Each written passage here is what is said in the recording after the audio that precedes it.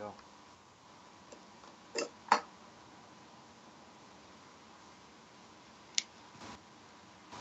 All right, here we go.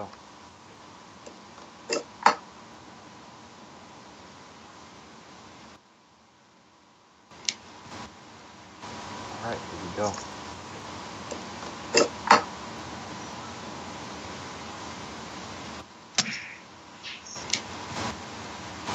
All right, here we go.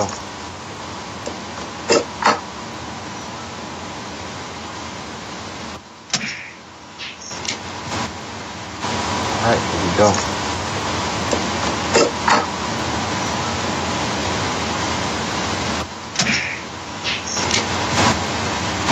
All right, here we go.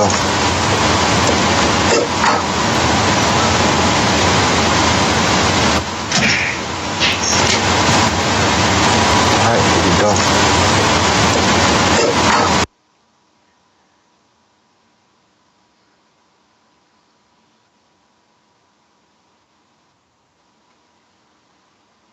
What's up, everybody? This is Rick Ryder of PTP Radio. Thank you always for joining us. We'll be talking about a lot of stuff that's going on this week, talking about Nazis, talking about KKK, talking about President Trump, talking about Charlottesville, along with our special guest, Mr.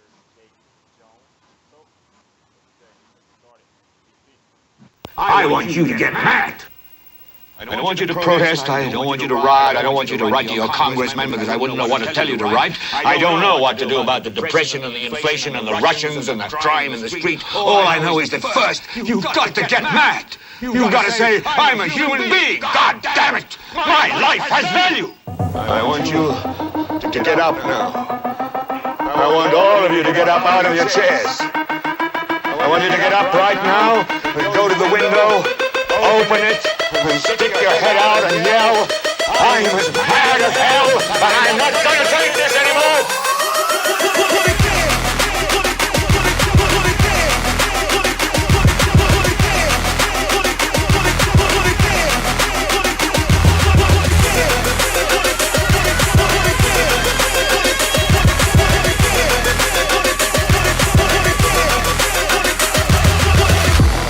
I want you to get up now.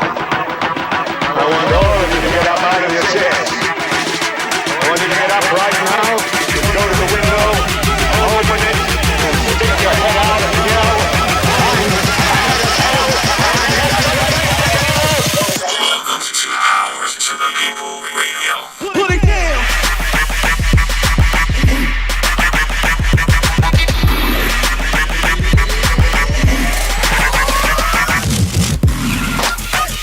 Welcome to another episode of PTP Radio. I am your humble and gracious host, Rick Ryder. Thank you as always for being here with us on this Thursday afternoon here in DC. There has been a lot of stuff going on in this country that we need to discuss, that we need to debate, that we need to go into detail on. And we're glad that you decided to turn to us for that conversation to start. But first up, be sure to share, to comment, to like, to subscribe to our podcast. We're trying to build more for you, give you more content so that we can continue to provide you with the best information as possible to engage in this political debate that we have in this country. So first up is, of course, my take. And this week has been troubling to say the least. On last Saturday, of course, what has been covered in the media is in Charlottesville, where there was a Unite the Right rally planned for the removal or protest of the removal of some Confederate statues. What happened in turn of that was an atmosphere of hateful rhetoric, an atmosphere of just spewing of racism, of bigotry, of a true amount of things that as a country, I would think that we should stand against. It was pathetic, it was somewhat to see. Then the following next day, there was actually people murdered, killed, and harmed because of this rally. And this brings in the question of what are we as a nation? What do we stand? What is our moral compass? And in my view, this is where the time that we need that moral direction. We're going to cover what the president said and what some other politicians said later on in the show with our guests. But we need to look to ourselves as individuals as where is the moral compass of this country? Do we stand up against bigotry? Do we stand up against hateful rhetoric, against racism? Or do we simply remain silent and turn the other way? This should not be a partisan issue. This should not be a left versus right. This should be an American versus Nazi in all aspects of it, because this is what we went to war against. We literally had a war against this kind of rhetoric, against this kind of ideology, and we won. And so when we see the resurgence of it, we see the remaking of it, and the rebranding of the alt-right, we should be able to see through that. We should be able to call it out. We should be able to say that this is not where we stand as a country. That is where you come into play. That is where I come into play as citizens of this great nation, where we say to our left, to our right, to our brothers, to our sisters, that no, this will not be tolerated. Again, this is not a bipartisan issue. Let me show you a reference. What I mean is with Ronald Reagan and what he said when hateful rhetoric of KKK and racism back in his time. And while our communication should always deal with current issues of importance, it must never stray far from our national commitment to battle against discrimination and increase our knowledge of each other.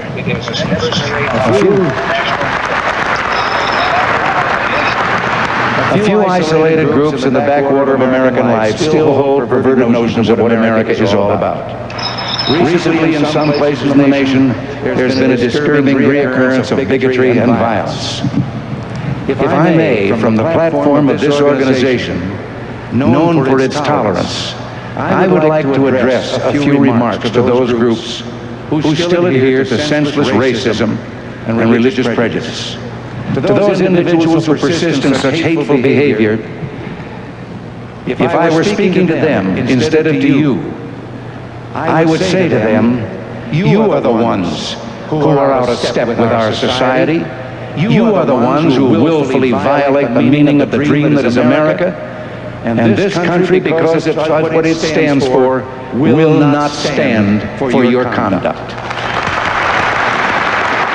That was Ronald Reagan back then, who is now like the godfather of the right of the Republican Party. If he had enough nerve, if he had enough decency to speak out against it, to speak against the KKK, against racism, against all of this notion, then it should not be difficult for us to do the same.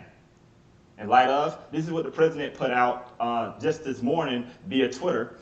He said that it's sad to see the history and culture of our great country being ripped apart with the removal of our beautiful statues and monuments. You can't change history, but you can learn from it. Robert E. Lee, Stonewall Jackson, who's next? Washington, Jefferson, so foolish. Also, the beauty that is being taken out of our cities, towns, and parks will be greatly missed and will never be able to be comparably replaced.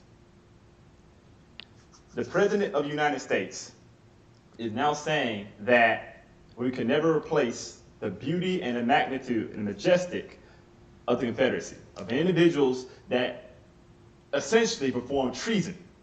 Now, I may be taking this as a black man, and I'm from Alabama, so I am deeply embedded in this lifestyle in the Confederacy. I fully understand that some people have been born and raised believing that this is solely about heritage, but that cannot be accepted anymore. This is more than just heritage. This has a deeper meaning to it. It has a hurtful connotation to it that needs to be discussed.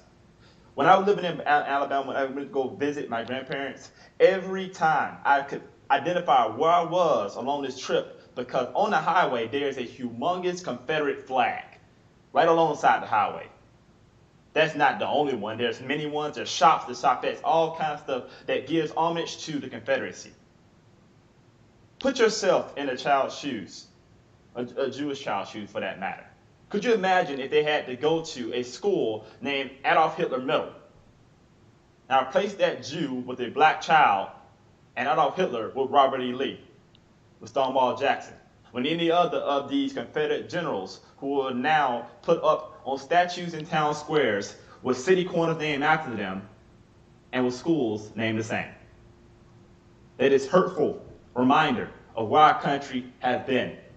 We are not trying to erase history. Hell, sometimes we have to highlight it because we are told to get over it. What we are trying to do is no longer celebrate it. Now, if you as a private citizen want to put it up in your backyard, you want to hang up a million billion Confederate flags, go right ahead. That's your right. But it should not be the state. It should not be a public property where my tax dollars are being used to celebrate a treasonous nation that wanted to keep me, my family, and my race in chains.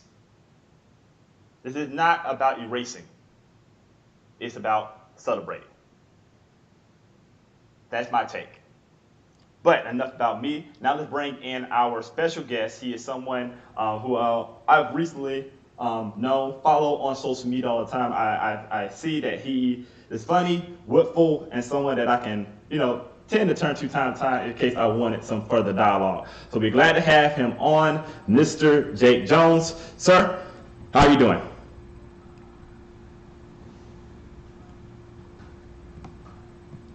Great to hear from you.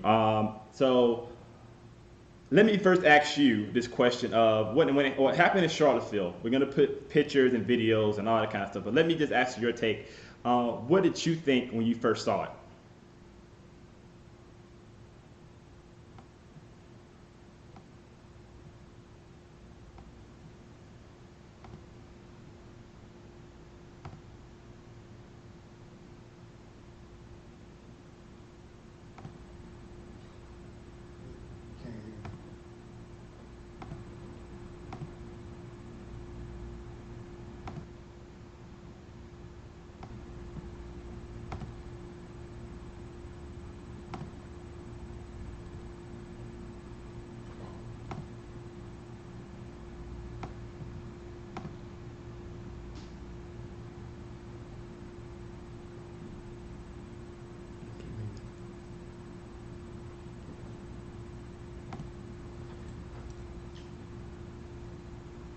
Yeah, Jake, sorry, I can't, if you kind of have audio issues with hearing you right now, if you can work that out, we'll bounce back to you in a few, or we're doing that. But again, the conversation that we're having right now is about the racism that had exhibited forth on this past Saturday with the issues of the KKK, the white supremacists.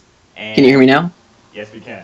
Okay. And of the neo-Nazi group. So we got the audio of Jake back. I'm going to pull him back in so that he can engage.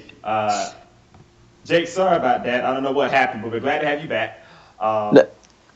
So can you start from the top again with your reaction to what you saw on Saturday?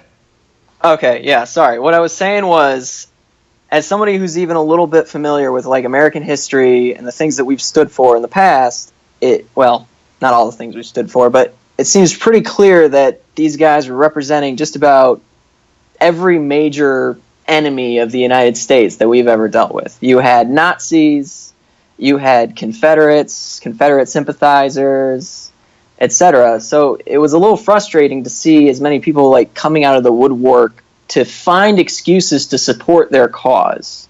You know what I'm saying? Yeah, absolutely. And that was some of the problem that I had with it was that, of course, this is a free nation, and we have the First Amendment right to freedom of speech and to protest peacefully. But that doesn't mean that we have to condone of what you're saying. The government doesn't have we're not saying that the government shuts down what you're saying, but I have a right to counter-protest and to argue with your point of view if I disagree with it.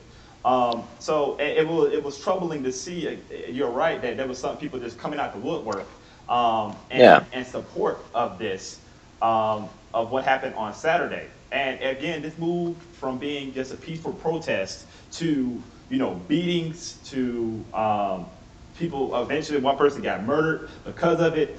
So do you think that this is something that that is just a select few, or is this a greater problem that is residing more in our nation? I mean, I think you're seeing kind of like the forces gather a little bit here. I mean, the frustrating thing about it with some of this heritage stuff that the narrative that people are putting out there, that really frustrates me when they use this, is like, look at the emphasis, right? I mean, I can't imagine that the southern states of the United States have only done the Confederacy. You know, I imagine that there's been some other contributions to history. And with the heritage stuff, why so many of these groups, why voluntarily associate with known or current terrorist groups like the KKK? Do you know what I'm saying? Yeah, exactly. Like, why open up a new chat? Like, if you want to celebrate your white European heritage or whatever you want to call it, you know, you could make like a European History Appreciation Club or something like that, you know. Instead, they're like, oh, well, we're going to make a chapter of, you know, the KKK or the White Knights of Nordic, you know, glory or something like that. Yeah. Some BS thing. And they're like trying to come as close to this line as they possibly can, and then still be able to like have their cake and eat it too, and be like, well, we're just celebrating.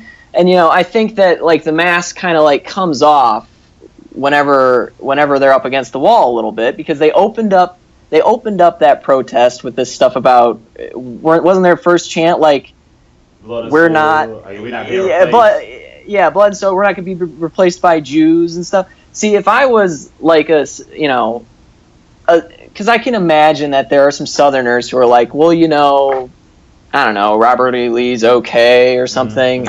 That's not me, but I can imagine some of them were, if you were there, you know, self-respecting Southerner who just wants the statue to stay up, you're a fan of Robert E. Lee and his tactics or something. I would assume that once you heard that, you were like, yeah, maybe this isn't for me. Yeah. You know? Exactly.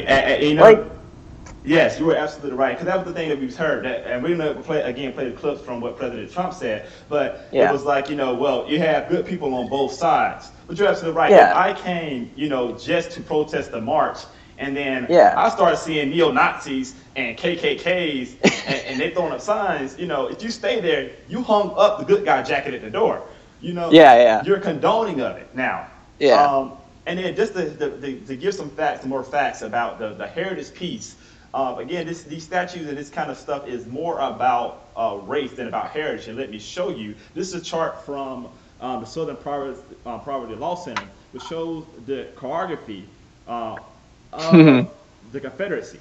And you notice in 1860, when the Civil War was reaching a conclusion, a majority of these things weren't prompted up into the 1900s until you know, the 20s and the 30s and around the Jim Crow era. It was not to give just the notion to the heritage. It was to remind minorities and people of color of the South and what the South did and how, again, the South will rise again. So, you know, the whole notion of we're just doing it, and I have debated people constantly who, you know, around our age, who grew up with their parents saying that this is just about heritage, this had nothing to do with race, it had nothing to do with slavery, but that is just ignoring basic facts, and that is just ignoring basic history. So I am confused and perplexed as to, with all this evidence, you can no longer be ignorant to what your parents and what your family told you. You have to explore other avenues and from opinions of people of color as well. Yeah. I think a surefire way, if you want all the Republicans or Southern Republicans to change their minds about the statues, is just tell them that they are erected by Democrats. Oh, you know, absolutely. We're like, oh, get rid of these things. Yeah. You know. Yeah, absolutely. So, and again, we're also gonna move past it, just the statue, but to the moral issue of the country as a whole. As well, because again, I'm put back on the pictures so that everyone can see. These are pictures of what had happened from the rally, and hopefully we can do a practical exercise while it's happening But you can pick out which people are the good people in the KKK group. Which ones are the people that are just there protesting the removal of the statue? Because, again, time I saw somebody in the KKK hood, if I'm there just for the statue and I'm saying I'm not racist, that would have been my checkout. On Friday when they're saying blood and soil, and you will not replace us, Jews will not replace us, that would have been my checkout. But instead, you're there as well, and you're part now, like part of the problem. So that's what I think the Confederacy remind people of, and that's why people are calling for the removal. Let's move on to what the reaction to it. And now here is what the president tweeted on Saturday when it became a serious issue. He first said that we all must be united and condemn all that hate stands for. There's no place for this type of violence in America. Let's come together as one. And then after the individual had passed away, Heather had passed away, then he tweeted condolences to the family of the young woman killed today. Best regards, to all those injured in Charlottesville, Virginia. So sad. So Jake, when you first heard the president tweet, what was your reaction to that? The second one or his initial? We're gonna go through all of them, but let's go through. It's a roller coaster. Let's go through the first one first.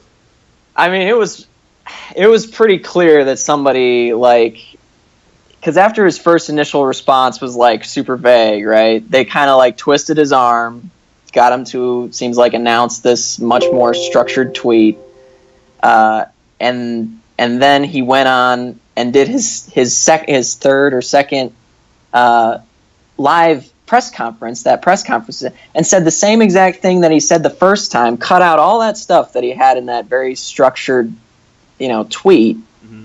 And so I felt like that was, I think his first in-person response and his his first response and his third response are what we ought to be going by here, because we saw his real views, mm-hmm. Unfiltered, and it was really clear that his staff was trying to rein him in, mm-hmm. And it didn't work. Yeah, let's play a clip of that just so people can be aware of what we're talking about. What about the alt-left that came charging at the, as you say, the alt-right?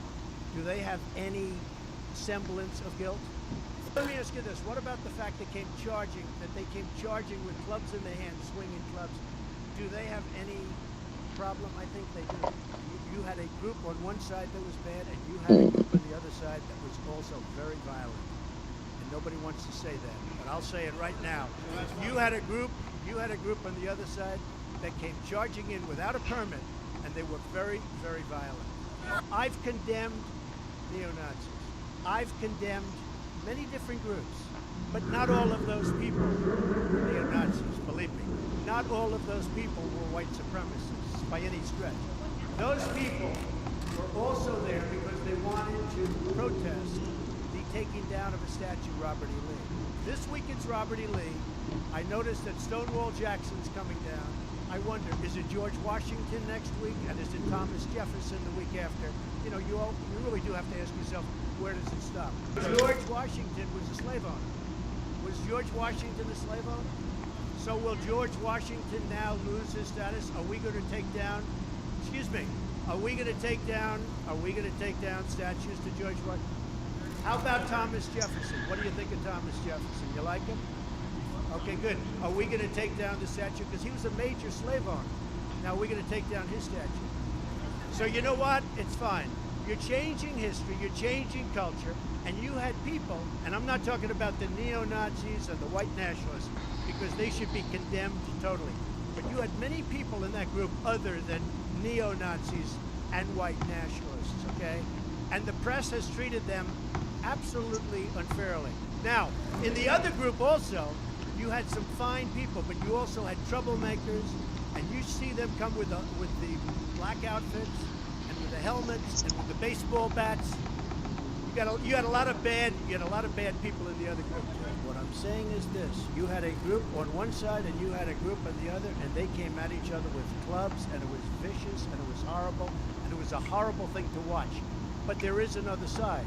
There was a group on this side, you can call them the left, you've just called them the left, that came violently attacking the other group.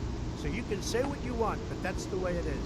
I think there's blame on both sides, and I have no doubt about it. And you had some very bad people in that group, but you also had people that were very fine people on both sides.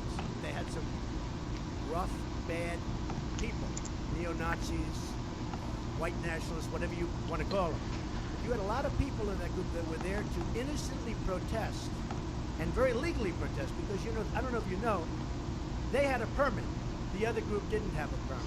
So Jake, yeah, you know, that was that presser. You could see. Let me first say that the reason that I was like busy doing something, I think I just got off work when the presser started, and the reason I tuned in was because Chris Evans, who plays Captain America, he was like going in on Twitter. He was like, "What the hell is happening right now?" And when I started listening to what the president was saying, it was my jaw literally almost hit the floor. I was like, I could not believe this. So, some people are going to say that he condemned neo-Nazis, condemned white nationalists, which is good. At least it's something.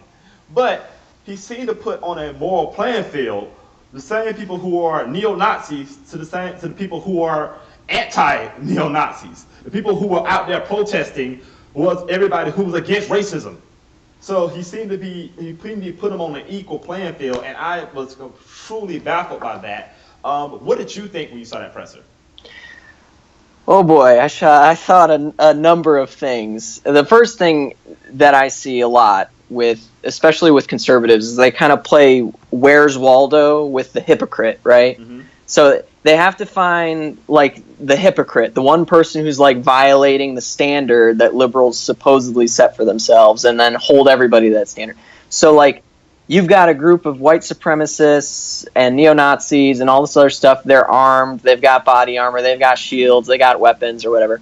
But if one anti-Fa guy showed up to that thing to start some trouble, to sneak in a punch or something like that, they're gonna say like, look, I mean, there was violence on both sides, we can't tell who the aggressors were, who the bad guy was. Is it the people who say they want to murder people, or the people who say, we don't want you to murder people? I mean, who knows? Exactly.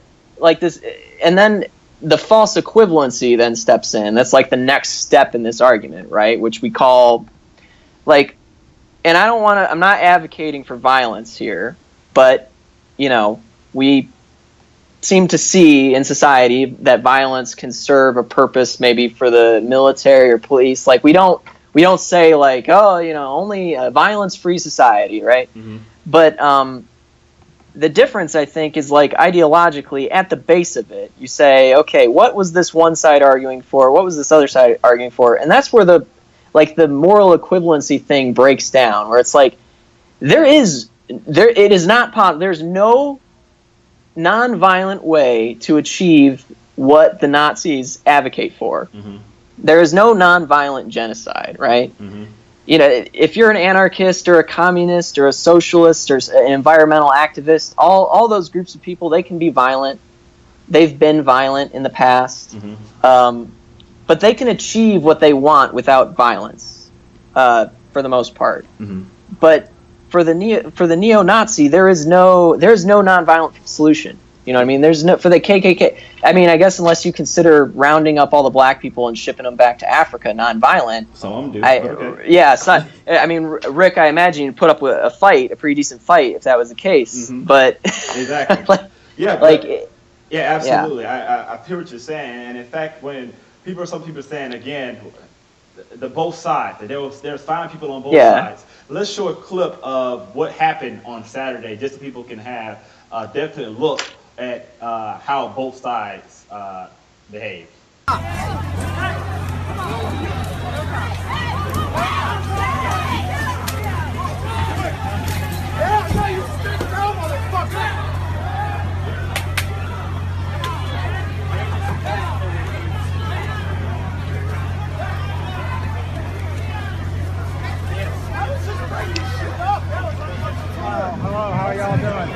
Hey, what's up, everybody on Twitter? How's it going? Here, let's get a little thing. Leon! Oh, hi. Leon, get over here. One question, sir. One question. So we got live Periscope, too. How you doing, Hunter? Good, man. The Foxes attract our people. Of course they did. They did. Because Sir, what does today represent to you? The camera's right here. What does today represent to you? How you doing? This represents a turning point for the people of this country. We are determined to take our country back. We're going to fulfill the promises of Donald Trump. That's what we believed in. That's why we voted for Donald Trump, because he said he's going to take our country back, and that's what we got to do. And I'm glad that clip got played, because that is what's so troubling about it. That is what's so troubling about this behavior, is that this is not just random people, necessarily out the woodwork. These are people who are literally marching in our president's name. And they're saying that they're going to fulfill his promise. And that was the problem with the presser, is because they felt like he defended them, which he did. Because it came down to the issue, well, they have a permit. I don't give a damn if a Nazi has a permit if he's out there beating people with bats. And that was the issue, was that how are you parsing? You're seeing to look for reasons to have legitimacy with these individuals when there is none. I am biased, and I know people are going to say this, that you're not being fair and balanced. I'm not Fox News. I'm biased against Nazis. That's an issue that I have. I am biased against KKK. I'm biased against white nationalism. I'm biased against white supremacy. Because that, like you said before, these people tend to be violent. We went to war because of their violence. And so I highly advise people to go to Vice, to go to, I can't remember the other news organization at the top of my mind, that was interviewing some of these individuals, interviewing the KKK, interviewing white nationalists, and hear what they want to say. They don't want to peacefully reside with black people and people of color. They want them gone. And the peaceful option seems to be in the back burner. They want to just burn folks out, murder people. That is fine. And so, Jake, that was the issue that I was having with what he said, was that he was not tampering down our concerns. It was more so that he seemed to be trying to, like you said, have it both ways, where he's not necessarily saying I endorse what they did, but he doesn't want to lose their support at the same time. Yeah, no, I totally agree with that. And if we were to venture for a moment down the tunnel of speculation and possible conspiracy, this is all speculation. And I'm really wondering why now he's doing it. Because, he was doing it. If you remember the Jake Tapper video from 9 months ago, when he was called out for David Duke, right? And he was like, I don't know who David Duke is. I've never heard of this guy. I don't know what KKK, what are you talking about? And everyone was flabbergasted then. This is before the election. And then also back in 91 or 92 or something, when he was on the reform ticket, if you recall, he was like, well, I can't do this reform stuff anymore because David Duke's involved. So he clearly had known who this guy was, famous white supremacist, the most famous white supremacist in the country, and has been in the game for a while. But my thought is that, I really, this could be me being hopeful, but I think we're kind of near the end of Trump as president. And what I think is going on, I really do think he's trying to kind of fire up his supporters to increase the amount of damage that will be done politically by people trying to get rid of him. I seriously think that's what's going on. I think he's trying to get people fired up, people who are passionate about some of these things, people who are passionate, because a lot of what's going on right now is conservatives are kind of in this troll mode where they equate achieving their agenda with pissing off liberals and progressives, right? What do Confederate statues have anything to do with what Trump has promised to do or anything? This guy, this Yankee from New York State, you know what I mean? Exactly. As racist as he might be, what does this have to do with anything that he's promised? And he's getting behind it. And to the fact that he made that initial statement, made a corrected statement, and then tripled down on worse feelings about it, going against all his staffers' plans, everybody abandons him. I really honestly think that this is him trying to fire up a percentage of his base to increase the amount of damage that would be done politically if people try to pursue getting him out of there, to make it more appealing for him to get some kind of deal. whether it's the Russian, I don't know how, I don't know why, but that's how I see these moves playing out. Like, why would you be doing this? Yeah. You know, you're already president. Yep. You know, and you're right. And I think people seem to forget. One, I think that sometimes we seem to look at the purview of what a racist is, what a bigot is, as to a Southern racist, as to someone that hit down country, somebody who yells the N-word, who can't talk right. But that's not the case. You have Northerners who are racist. You have people all over this country who are racist. So I think the expectation is, since we have some people in government who are not screaming the N-word, then they're not racist. It's just that they're misunderstood, they're misquoted. But again, the fact that he's trying to, again, put this on the equal playing field is what gives me pause. And it also this is not just liberals who are saying this. There's I can't remember the individual's name, but he's on Fox News. He's a black Republican strategist on Fox News. He literally broke down in tears on the live casting because he was so heartbroken of what President Trump did and said during that presser. And I think that's because you're defending some things that cannot be defended, such as Saturday. Let's play the car scene of what had happened. And I will warn that if you have anybody young watching it, this is a graphic video, but it needs to be shared so you get an understanding of what is truly going on.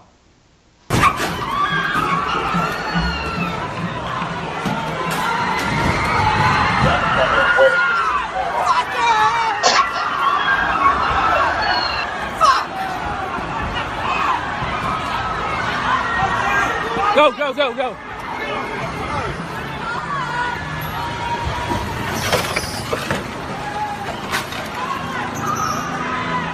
So there's no, Jake, there's no both sides to this argument, in my purview. There is no, both sides had legitimate concerns. It is seemingly that you have the KKK, you have neo-Nazis, you have white supremacists who are literally mowing down the anti-group, the counter-protesters.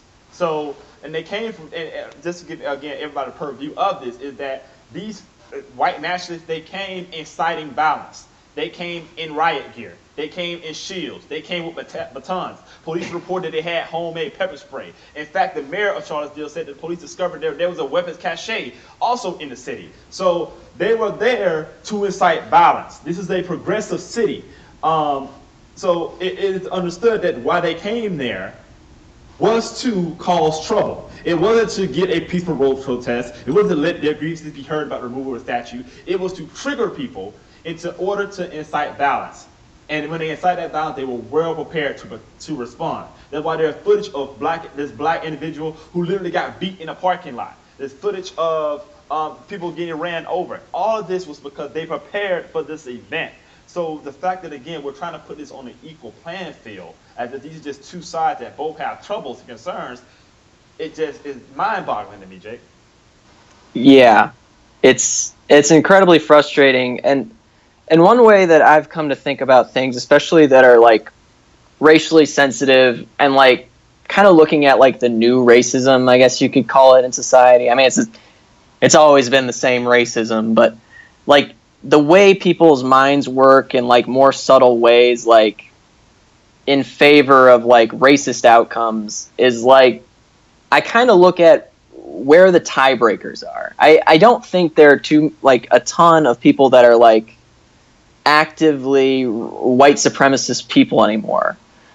Well, there's more than there should be, way more than there should be. I don't want to like lighten that, but like a lot of times I see this with like the shootings, of unarmed men, black men usually.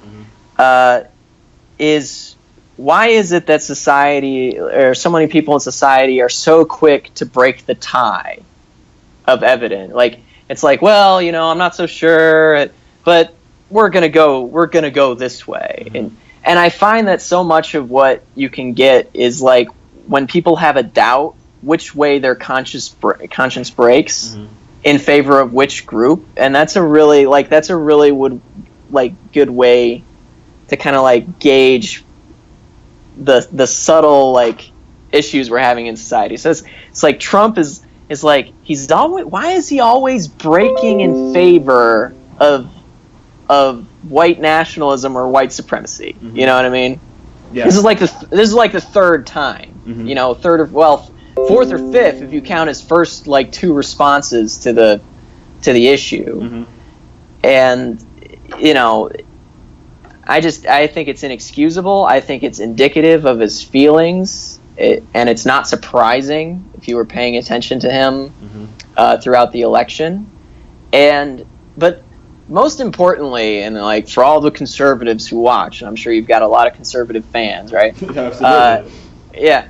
Yeah, it's like, this is a really great opportunity for people to have a point in time where they can make a clean break, where they can say, you know, I didn't know it was going to be this bad, so I changed my mind. I made a mistake, you know, by supporting Trump or whatever thing it is. Like, this is your excuse. This guy is like coming out hard for not sure about the Nazis, you know. Yep. This is a great opportunity for people to be like, maybe not.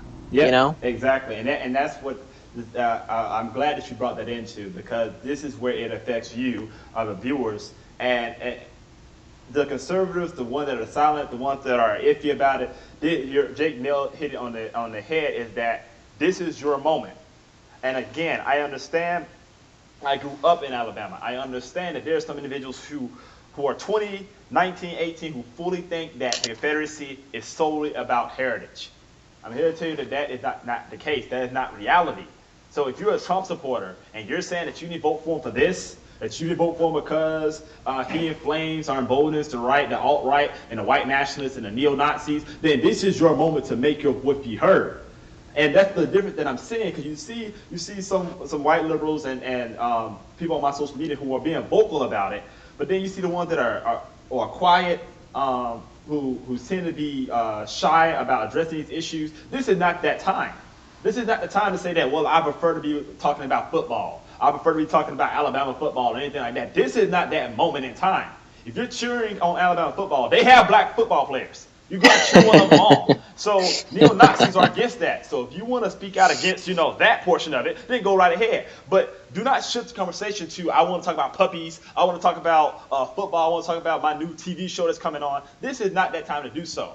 The time right now is for you to get your voice together and let your opinion be heard of. I do not stand up with, I will not tolerate, I will not condone white nationalism, white Confederacy, the neo-Nazis. All of that supply is not me.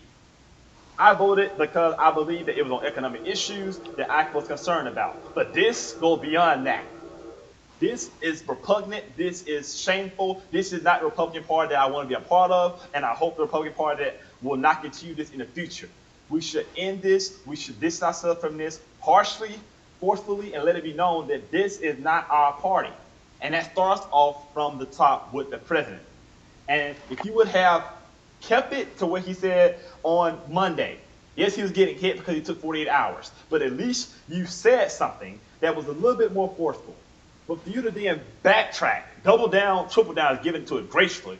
He just went full on, and he's still tweeting about it to this day, talking about removing of the culture is a disgrace and shameful. The Republican Party has to decide at what point where you're going to align. Are you going to be so blindly loyal to Trump that you're willing to go down that train fully on with him, even when it's about to go off the rails? Or are you going to stand up for your Republican values? You're going to be the party of Reagan. You're going to be the party of Bush, and actually stand out and speak out against racism. And Jake, I think that's what the conservatives, I agree, that's what they need to really look in the mirror and talk about. Yeah, and talk is cheap. Mm-hmm. We've seen Paul Ryan and all these guys issue their statements about Trump. And it's not like we don't know that these guys aren't in favor of like symbolic legislation, right? Mm-hmm. I mean, how many times did they try to pass Obamacare when they knew it wasn't going to pass? Like 50 times? Absolutely. And it's like, yeah, like 50 times. Like, oh, we're going to make a statement. Let's make a statement. Let's talk about how much we don't like the president. You know what I mean? Mm-hmm. Let's make a statement. Let's pass the healthcare reform. And then now they're in power and they didn't get it done. But it's like, Paul Ryan, where's our resolution saying, we as the Republican Party universally condemn whatever. Mm-hmm. Where's the resolution that says, you know what, let's amp this up a little bit? Exactly. And I am really glad that we're actually seeing the Confederate monuments come down faster in a way now. People are like, all right, let's do it. Like, let's just get them all. Exactly. Or all the ones in cities that are controlled by, black mayors and Democratic mayors and stuff. Anyway. Yeah, exactly. And I want people to keep in mind this as well, is that there's a causation for this. The reason that remember about a year and a half ago when statues start coming down, it was because of Dylan Roof. When he went into that Charleston church and shot up the place and killed 9 people. He was rocking Confederate propaganda. The same way what happened in Charleston was that people are rocking Confederate propaganda. So this is not just people picking on the Confederacy. These are not just people just saying, let's erase the history of the Confederacy from our country. It's a causation for it, because there are young people now who are associated with the Confederacy, who are looking back at the Confederacy and saying, I want to take action on that. I want to take a piece of that, and doing their own kind of thing. And with that in mind is the reason that we should not celebrate this anymore. That's the reason that these statues need to come down. And again, I fully understand that private property. If you want to do that in your own little abyss, go right ahead. But do not tell me, or do not tell us that we have to leave this statue up in Town Square, this bronze statue of Stonewall Jackson, because it has to be there for history's sake. I don't believe that. Germany had Nazi history. But guess what? All the Nazi propaganda is gone. It's in a museum. It's not in Town Square. So it can be done in Germany. I don't see what reason it can't be done here. Yeah, and the Nazis were masters of symbolism and like drawing like the national identity in order to do that. And we destroyed all that stuff. Like, we destroyed all that stuff. That famous video of like blowing up the Nazi symbol in the marching grounds where the Triumph of the Will was filmed. Symbols are really powerful things. Like I used to be like the kind of person who believed like, oh, people have their own thoughts and what they're going to do is what they're going to do. And all.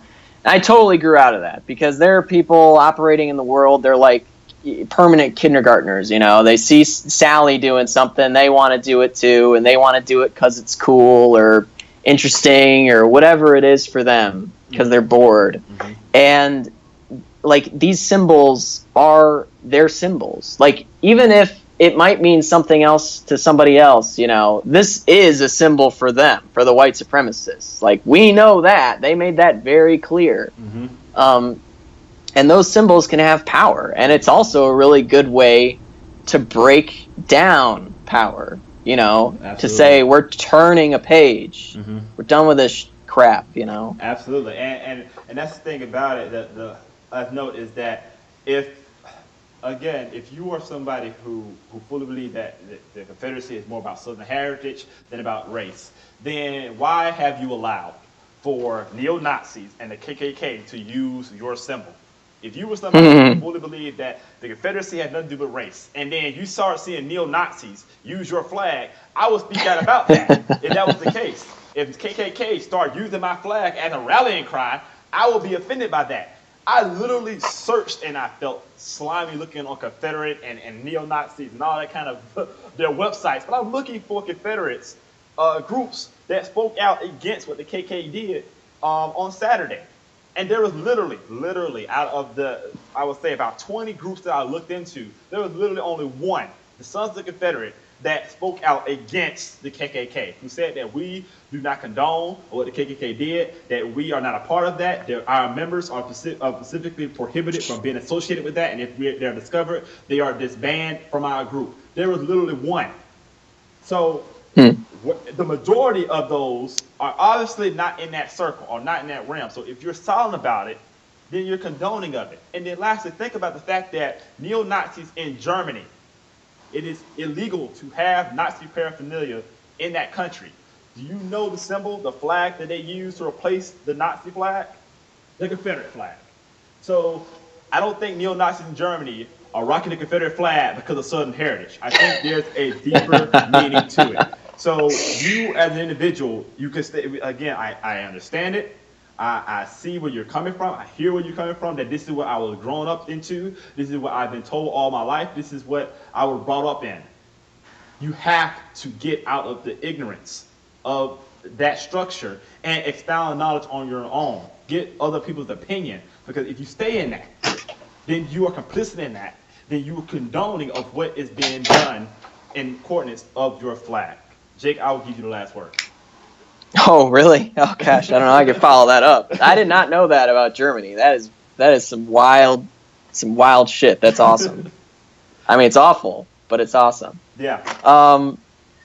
I would just say that, like, people who are really concerned that this is like some PC police thing, the PC police are coming to invade your thing, and this is all about people's feelings or whatever.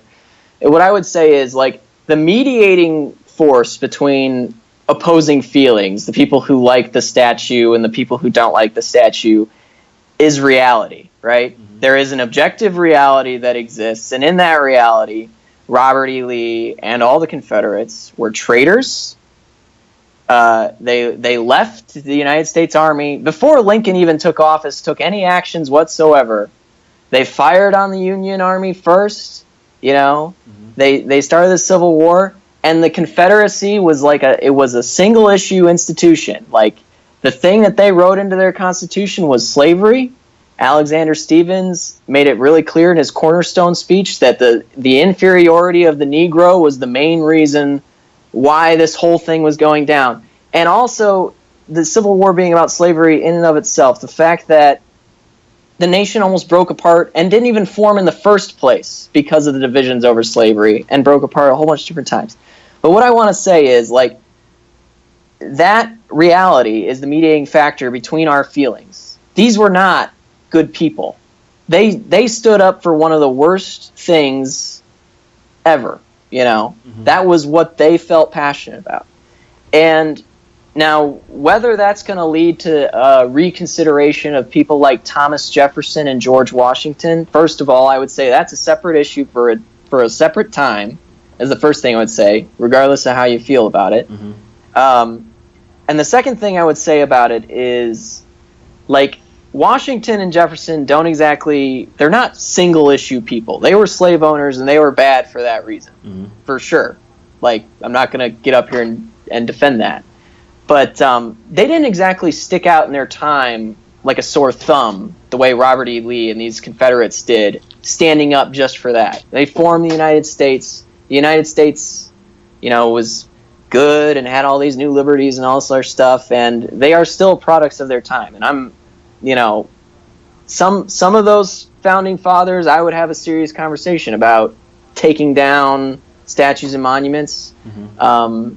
I don't think there's any way we can ever de-Washington, mm-hmm. and I don't think we should. Yeah. Because there's also a lot of evidence that he couldn't have freed his slaves, and that he actually had made very small attempts to maybe do something like that. Yeah. But small. Yeah, they was. I think he did. I think after his death, yeah, he freed his slaves, or at least attempted to free his slaves. I think he may have freed like one or two. Yeah. But he couldn't have, because they were inherited on his wife's side, or something like that. Mm-hmm. But I would say, don't be concerned with the slippery slope that this implies. These Confederates are very unique in history, and they deserve our scorn, and they should be withdrawn from places of public heroic display and put into a museum. Absolutely. That's what I would say. Absolutely. I fully agree with you. I think that you hit some fine points on that. So, Jake, as always, thank you for being on. Thank you for giving us your opinion and your insight. Hopefully we'll have you here in the future, talk about more about politics. But anyway, for today, we really appreciate having you on, man. Thanks for having me. So, that was, again, just a bit of the conversation that we were trying to have. If you're watching this at home, it's time to have a real conversation about what is the moral compass of our country. We are all supportive of freedom of speech, of freedom to protest peacefully, but that's not the conversation that we're having right now. The conversation that we're having is, are we morally going to allow for this resurgency to happen, where the KKK is completely comfortable being unmasked, marching in our streets with torches? and they're completely fine with being filmed, put on public display of their hateful rhetoric. And there's a reason for it. It may not be all because of President Trump. I'm not laying all the blame at his feet. But there is a reasoning why David Duke is saying that he's fulfilling the promises of Donald Trump. And it's time that we had a conversation about that. So, as always, thank you for being a part of the show. Thank you for joining us and engaging in this dialogue. Please, as always, feel free to follow us on the social links below. Follow me on Twitter. I get in arguments with conservatives all the time. I'm kind of funny when I do it. So if you want to join in on that, feel free to follow me. You can also check us out on SoundCloud, on iTunes as well. And also we're going to start publishing full episodes on YouTube for your viewing pleasure.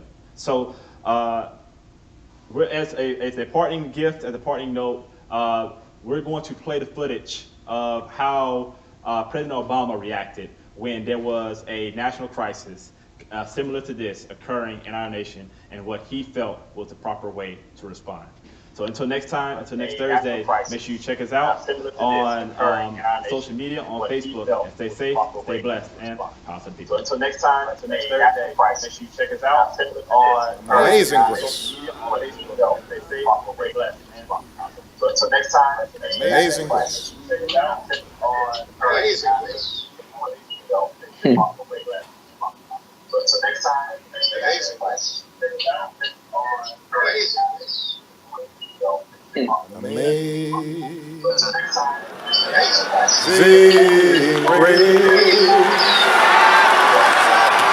How sweet the sound